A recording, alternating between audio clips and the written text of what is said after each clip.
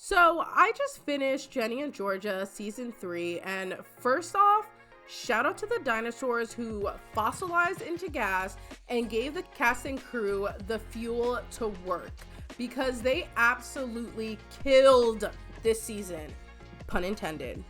Welcome to a special episode of Thanks I'll Take It From Here, the podcast where we break down the stories that stick with us, unpack the moments that made us feel something, and talk through the characters like we know them personally. Whether you agree or disagree or just need someone to process it all with, this space is for you. Before we dive in, make sure to follow the show so you don't miss the second half of the breakdown with guests, wild theories, and maybe some unhinged fanfiction energy. So this season, the actors gave. The writers, working like rent was due and the eviction notice said, emotionally destroy your audience or vacate the premises immediately. It was darker, deeper, and honestly way less cringe. Well, except for when Ginny looked at Joe in the eye and said, "He's so baby girl." But that's Ginny and Georgia for you. Equal parts chaotic and iconic. And somehow we eat it up every time. So buckle up, Buttercup. I'm unwell from this season. And we're about to deeply overthink Ginny and Georgia season 3. If you haven't seen it yet, this episode is full of spoilers. So go watch it and then come back. Let's do a deep dive on the characters. And of course, I'm gonna have to start with my girl, Georgia. Georgia's world implodes this season. We watch the fallout unfold after she's arrested mid-wedding for the mercy killing of Tom Fuller. She's branded the mayoress murderess and becomes a media spectacle overnight. And as she goes through the trial, the men in her life fall like dominoes. Paul bails, divorcing her and cutting off both his financial and legal support. And Zion and Gil step in with temporary custody, taking her kids away from her. And just like that, the control Georgia's always had,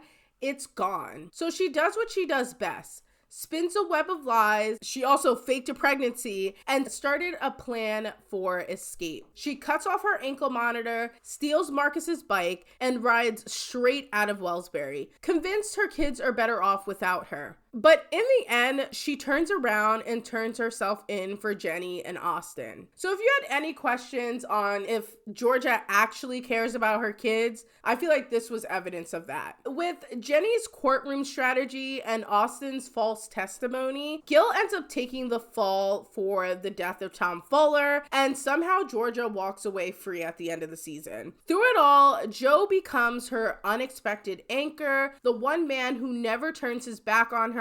For the first time, Georgia fully opens up about her past and her crimes, leading to a moment of connection that turns physical. But in the end, she chooses her kids over romance and decides to stay single.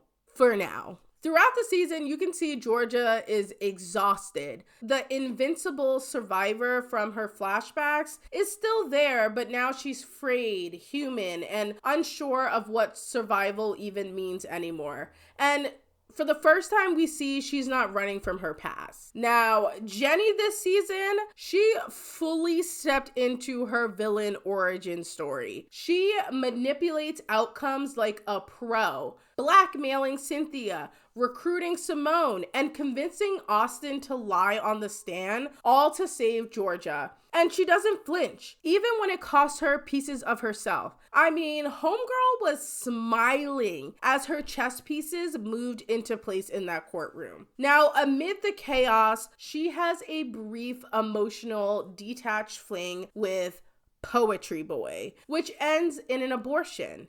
With her mom under house arrest and no support from Poetry Boy, the experience leaves her feeling isolated and overwhelmed. Georgia tries to help, but in the end, it's Marcus who truly shows up. Not as a savior, but as someone who's just there. Their love feels so raw and painfully real this season. And this season teases a whole will they, won't they arc with Ginny and Marcus, but they end up landing where I think most of the fans wanted, where they choose each other. But with Marcus heading to rehab, it's unclear where they stand or where they will land in season 4. Jenny's relationship with her friends shift too this season. She grows closer to Bracia, Abby, and Nora, letting herself be more open and vulnerable with them. But things with Max become strained, with her saying, I quote, maybe we just grew apart. I'm gonna get into that a little bit later. But I just wanna say by the end of the season, Jenny isn't just Georgia's daughter, she's her mirror. Her innocence is gone. She's making the dangerous decisions now,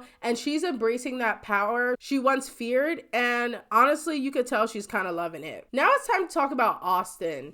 Austin becomes a pivotal figure at trial. He betrays his father, Gil, to save Georgia, fully aware of the moral weight. His childhood is deeply fractured, and at the end, we see he is clearly struggling after sacrificing one parent to protect the other. There is quiet resentment simmering toward Jenny for making him choose, and as the season wraps, we see him start to act out. And hear me out, I'm fully convinced Austin is either going to grow up to be a full-on crazy serial killer or a vigilante for single moms. Like, I feel like his name could be Deadbeat Dad Slayer or the Child Support Sniper or maybe even the Alimony Assassin. Anyway, showrunner Sarah Lampert said next season will explore cycles and origins, with Georgia's past and Austin's future taking center stage. So I guess we'll just have to wait and see what happens with him. Now that we've covered the Millers, let's move on to their neighbors across the street. This season, Marcus delivers one of Netflix's most honest teen mental health arcs. Like,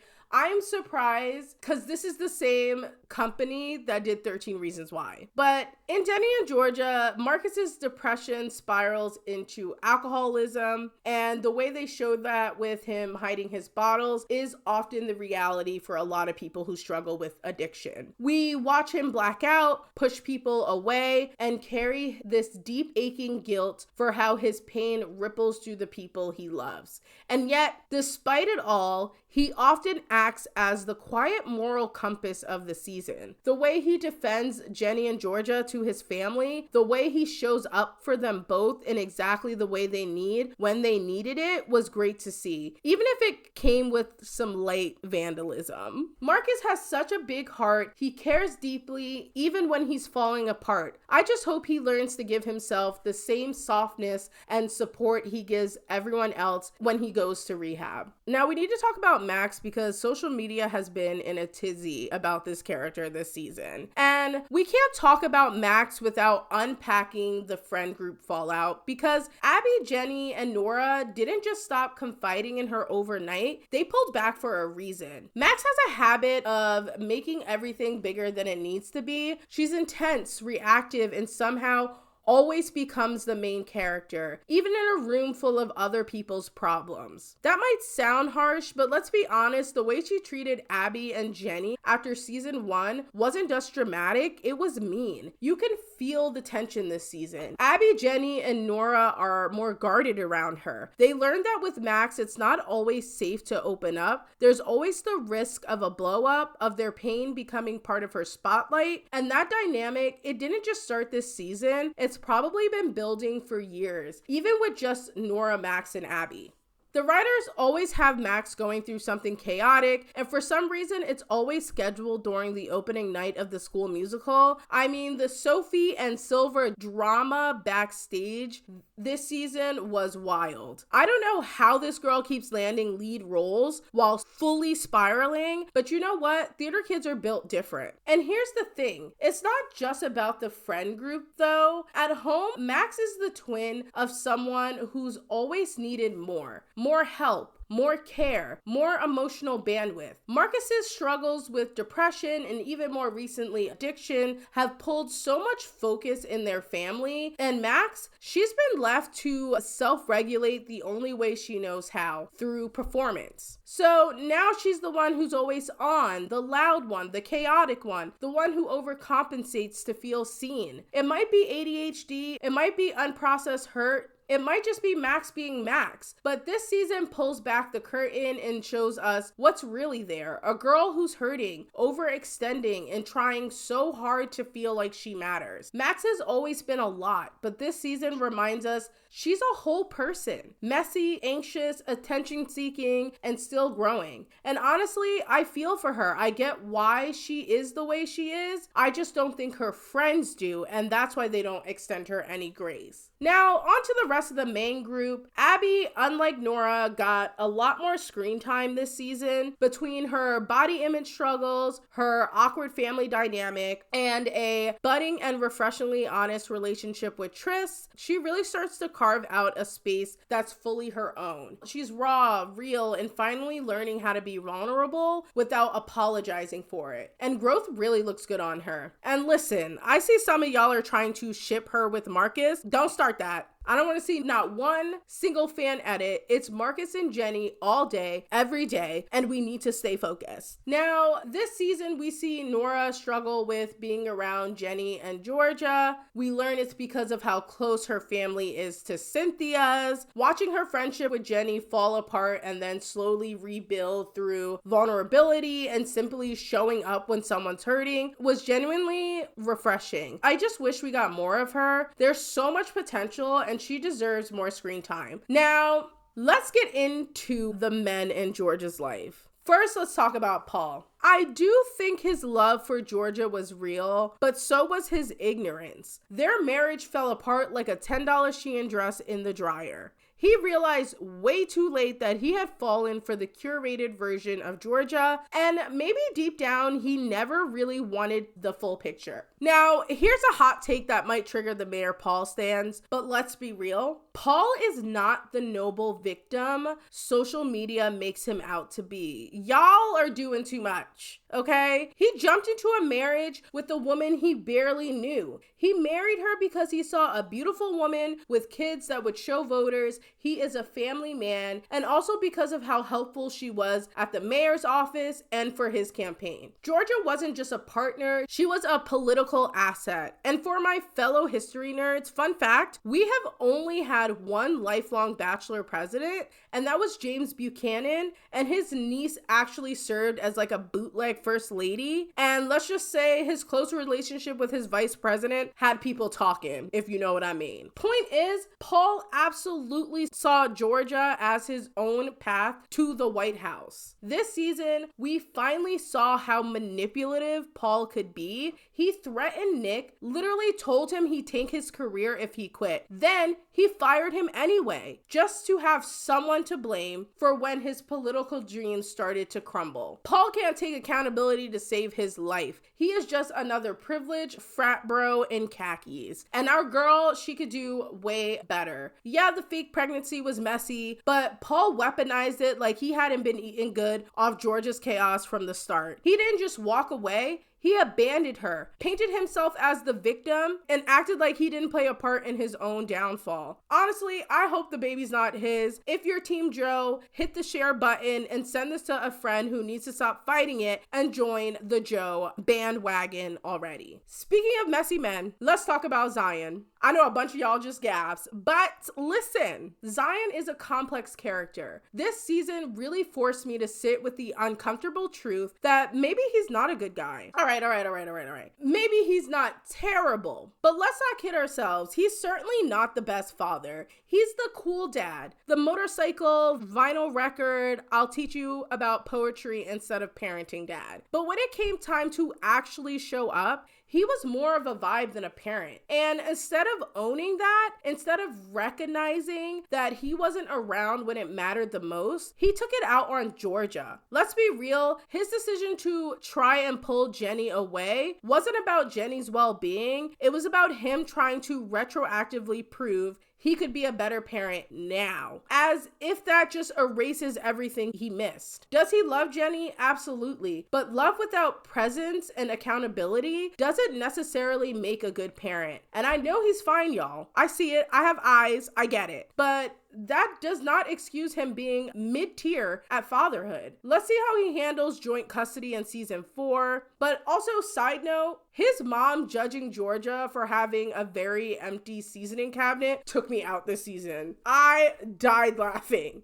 Now, speaking of messy men and bad dads, let's talk about Gil. Because Gil, he's a bad dad and person, period. Gil slithers back in town with one mission: control. And this time, he doesn't even bother hiding it under charm. He's vindictive and calculated and clearly out to punish Georgia by using Austin as his weapon. He doesn't want to parent Austin. He wants to possess him. And the most disgusting part, he manipulates that little boy's feelings, planting seeds of doubt to turn him against his own mother. You can see how it messes with Austin too. And let's not forget, Gil put his hands on Jenny this season too. Thank God for Cynthia though, because she's been clocking Gil since day one. First, she blocked him from getting an apartment in Wellsbury, and when she saw him grabbing Jenny, she pulled out that pepper spray and reminded him exactly what kind of woman he was dealing with. I saved the best person for last, and that's Joe. Joe is our emotionally stable, emotionally available, bearded king. And while he may have wavered for a moment this season, he ultimately stands 10 toes down for Georgia. Loyalty is really important to Joe, because we learn he's been cheated on by someone he trusted, and that clearly left a mark. So when Joe chooses Georgia, chaos and all, it's not naive, it's intentional, and he may be the only man she's ever felt safe enough to be fully honest with. No lies, no performance, just her. She's shared things with Joe she's never told anyone else, and instead of flinching or trying to fix her, he listens and he stays. He doesn't try to save her, he doesn't try to change her, he just sees her. And if it turns out he's the father of Georgia's baby, honestly good, because the alternative kind of sucks, y'all. All right, so let's get into some Easter eggs and behind the scenes tea you might have missed. First up, did y'all know the actress who plays Padma, Rebecca A. Black, is actually Joe's sisters in real life? Yup, she's his real life sister. And now that I'm telling you this, and if you didn't know this, you're not going to be able to unsee it. They look so much alike when they're next to each other. Now, a lot of people probably recognize Joe, aka Raymond A. Black, from his Degrassi days, but he's not the only alum in Wellsbury from Degrassi. We also got Sarah Weisglass, who plays Max, and Chelsea Clark, who plays Nora. Both were in Degrassi Next Class. And fun fact, Sarah also played a twin on that show too. And if Abby's dad's new girlfriend looked a little too familiar, that's Annie Clark, aka Fiona from Degrassi The Next Generation. Even Ellen and Mr. Gittin had their Degrassi moments too. Being on Degrassi is clearly a pipeline to getting casted in Jenny and Georgia. So who from the Degrassi universe would you want to see pop up next? Let me know on Instagram, TikTok, or Twitter at Take It From Here Pod. Now, do you remember when Georgia said she wanted to run away to Canada? Yeah, that wasn't just a cute line. It was a wink to the fact that the show was actually filmed in Toronto. Even funnier, she said that line while literally standing in Canada. And if you felt like Georgia and Mayor Paul had that we worked together before chemistry, it's because they both did. They were both on Heart of Dixie together. And speaking of Mayor Paul, Scott Porter recently revealed that he was actually super close to being casted as Captain America. Can you imagine that? That would be wild. If you're a fan of The Bear, this next one's for you. Showrunner Sarah Lampert confirmed she included intentional nods to The Bear this season, especially in the scenes where Joe was in the kitchen. Watch those scenes back and you'll definitely see it. And last one is for my Bravo fans. The true crime podcast Max is listening to in episode 6. Those voices, that's Paige DeSerbo and Hannah Berner from Summer House. And listen, I fully believe Georgia would thrive on Real Housewives. In fact, I workshopped a few taglines for our girl. Tell me which one you think is better. If you can't handle the tea, don't stir the pot. They say there's blood on my hands. I say it's just the red bottoms. They say I have a checkered past. Good thing I look great in patterns. I grow peaches from the seed up, but don't ask what's buried underneath. Georgia would be a fan favorite season 1. But anyway, those are all the Easter eggs and behind the scenes gems I clocked this time. If I missed any, DM me because I live for this stuff. All right, before we wrap up, Let's talk about the ending. Let's start with the biggest cliffhanger, the jaw-dropping milk jug moment. When Georgia casually grabs the milk jug from the fridge and chugs it, Jenny freezes because Georgia only drinks milk when she's pregnant, as we learned earlier in the season. And her pregnancy has already been confirmed by showrunner Sarah Lampert. There's no speculation, she's definitely pregnant. But here's the twist. We don't know who the father is. Could it be Paul? Could it be Joe? Either way, it sets up some high stakes drama for season 4. On my upcoming special reaction episode, me and my co-host will share our theories on who the father is, so subscribe so you don't miss it. Another jaw-dropping finale scene, Georgia's convo with her bio dad,